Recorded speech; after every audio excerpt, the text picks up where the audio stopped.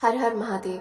आज हम महाशिव पुराण की रुद्र संहिता का अध्याय 6 पढ़ने जा रहे हैं। इसमें हम पढ़ेंगे शिव तत्व का वर्णन। तो शुरू करते हैं। ब्रह्मा जी और नारद जी का संवाद चल रहा था। तो नारद जी ने जब शिव तत्व के बारे में पूछा तो ब्रह्मा जी ने कहा कि हे नारद, तुम सदैव जगत के उपकार में लगे रहते हो। तुमने जगत के लोगों के हित के लिए बहुत ही उत्तम बात पूछी है, जिसकी सुनने से मनुष्य के सभी जन्मों के पाप नष्ट हो जाते हैं।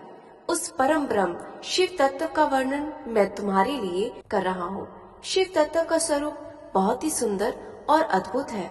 जिस समय प्रलय काल आई थी और पूरा संसार नष्ट हो गया था, तब चारों ओर सिर्फ अंधेरा ही अंधेरा था। आकाश में ब्रह्मांड तारों व ग्रहों से रहित होकर अंधकार में डूब गए थे।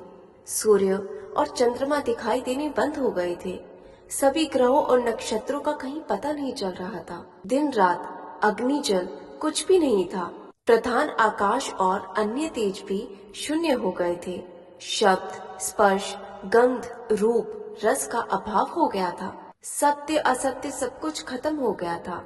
तब सिर्फ सत्य ही था। उस तत्व को मुनिजन एवं योगी अपने हृदय के भीतर ही देखते हैं। वाणी, नाम, रूप और रंग आदि वहाँ तक की पहुँच नहीं है।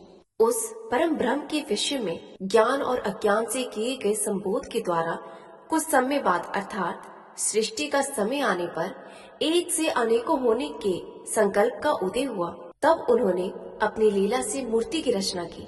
वह मूर्ति संपूर्ण ऐश्वर्य तथा गुणों से युक्त, संपन्न, सर्व ज्ञानमयी एवं सब कुछ प्रदान करने वाली थी। यही सदाशिव की मूर्ति है। सभी पंडित विद्वान इस प्राचीन मूर्ति को ईश्वर कहते हैं। उसके अपने शरीर से स्वच्छ शरीर वाली एवं स्वरूप भूता शक्ति की रचना की। वही परम शक्ति प्रकृति, गुणमयी और बुद्धि तत्व की जननी कहलाई। उसे शक्ति, अंबिका, प्रकृति, संपूर्ण लोकों की जननी, त्रिदेवों की माता, नित्या और मूल कारक भी कहते हैं। उसकी 8 भुजाएं हैं एवं मुख की शोभा विचित्र है। उनके मुख के सामने चंद्रमा की क्रांति भी क्षीण हो जाती है। विभिन्न प्रकार के आभूषण एवं गतियां देवी की शोभा बढ़ाती है। वे अनेक प्रकार के अस्त्र शस्त्र को धारण किए हुए हैं। सदाशिव को ही एक मनुष्य परम पुरुष, ईश्वर, शिव, शंभु और महेश्वर कह के पुकारते हैं। उनके मस्तिष्क पर गंगा, भाला में चंद्रमा और मुख में 3 नेत्र शोभा पाते हैं। 5 मुख है तथा 10 भुजाओं की स्वामी एवं त्रिशूलधारी है। वे अपने शरीर में भस्म लगाते हैं। उन्होंने शिवलोक नामक क्षेत्र का निर्माण किया है। वह परम पावन स्थान काशी में निवास करते हैं। वह परम मोक्षदायी स्थान है। इस क्षेत्र में परमा अनंत स्वरूप शिव और पार्वती सहित निवास करते हैं। शिव और शिवा ने प्रलय काल में भी उस स्थान को नहीं छोड़ा, इसलिए भगवान शिव ने इसका नाम अनंत वन रखा है। एक दिन अनंत वन में घूमते समय शिव और शिवा के मन में किसी दूसरे पुरुष की रचना की इच्छा हुई। तब उन्होंने सोचा कि इसका भार किसी दूसरे व्यक्ति को सौंपकर हम यही काशी में विराजमान हो जाएंगे। ऐसा सोचकर उन्होंने अपने वाम भाग में 10वें अंग पर अमृत मल दिया, जिससे एक सुंदर पुरुष प्रकट हुआ, जो शांत और सतव गुणों से युक्त एवं गंभीरता का अर्थात सागर था। उसकी क्रांति इंद्रनील मणि के समान श्याम थी। उनका पूरा शरीर दिव्य शोभा से चमक रहा था तथा नेत्र कमल के समान थे। हाथ जोड़कर भगवान शिव और शिवा को प्रणाम किया तथा प्रार्थना की कि मेरा नाम निश्चित कीजिए। यह सुनकर भगवान शिव हंसकर बोले कि सहस्त्र व्यापक होने से तुम्हारा नाम विष्णु होगा।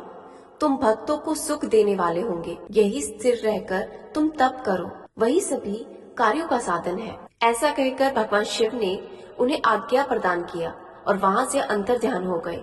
तब भगवान विष्णु ने 12 वर्ष तक वहाँ दिव्य तप किया। तपस्या के कारण उनके शरीर से अनेकों जलधाराएं निकली। उस जल से सारा सोना आकाश व्याप्त हो गया। वह ब्रह्म स्वरूप जल अपने स्पर्श मात्र से पापों का नाश करने वाला था।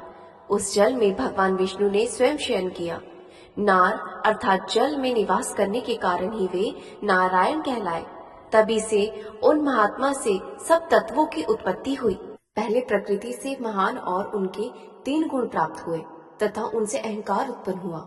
उनसे शब्द, स्पर्श, रूप, रस और गंध एवं 5 भूत प्रकट हुए। उनसे ज्ञान इंद्रिया एवं कर्म इंद्रिया बनी। उस समय एकाकार 24 तत्व प्रकृति से प्रकट हुए एवं उनको ग्रहण करके परम पुरुष नारायण भगवान शिव की इच्छा से जल में शयन करने लगे। इससे आगे की कथा हम अगले अध्याय में पढ़ेंगे। तब तक के लिए हर हर महादेव, जय जय शिव शंभू।